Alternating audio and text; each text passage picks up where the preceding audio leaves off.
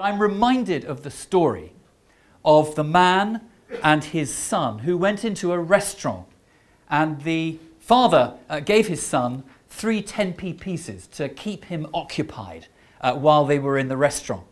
And suddenly, a few minutes later, the father noticed that his son was starting to choke.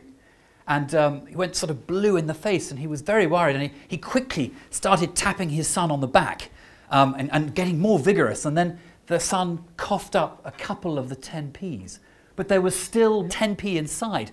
And the father was getting more and more irate and concerned and shouting for help as the son was really getting very blue.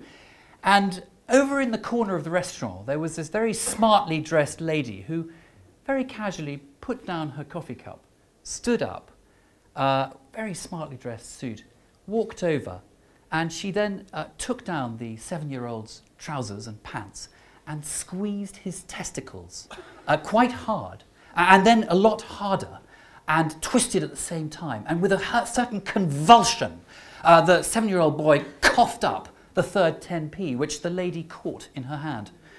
And the chap was looking slightly concerned, as you can imagine, but she just nonchalantly walked back to her place and carried on drinking her coffee. Now, the chap then checked out his son to see that he was all right, and he was absolutely fine. And when he'd finished doing that, he walked over to the lady and he just said, "Thank you so much. I have never, ever seen that done before. You must be a doctor." And she said, "No, no, no, no. I'm from the Inland Revenue."